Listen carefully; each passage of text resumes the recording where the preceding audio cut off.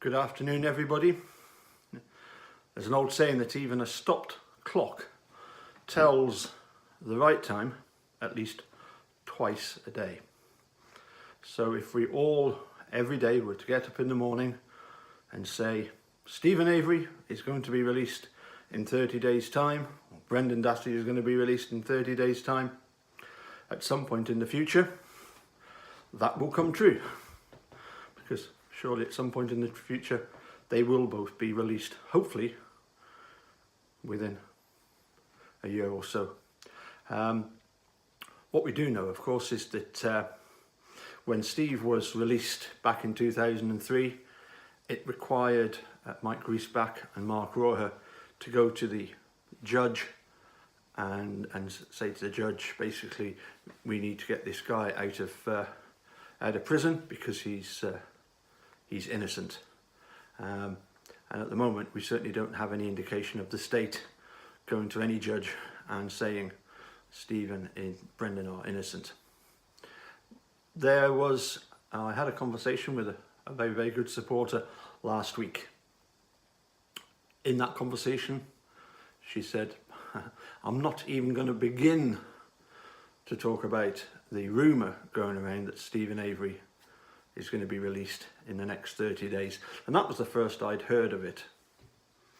So, I had a conversation this morning with another great supporter and was explained what had actually happened. They had phoned the Avery Salvage Yard hoping to speak to Ma or Pa and weren't able to do so.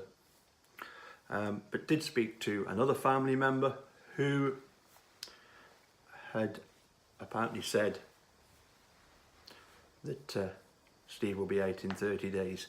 Now this supporter could have misheard what was said, but in their excitement decided to tell a few people, and as you know, once something is posted, it spreads like wildfire. Okay, so to cut a long story short, the conversation I had this morning, that person quite apologetic about the fact that this had caused a bit of turmoil. Obviously, a lot of excitement. We would all be absolutely delighted if it was a case that in 30 days' time, Steve was going to be out. But there is obviously there are processes that have to be gone through in order to arrive at Steve being released. Catherine is well on her way.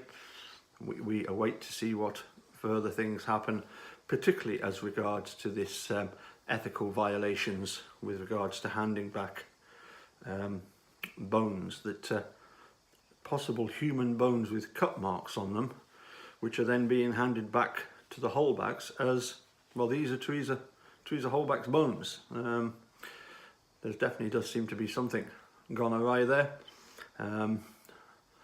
Unfortunately for Uyghur and Fassbender in the state of Wisconsin, they never planned on making a murderer coming out, did they?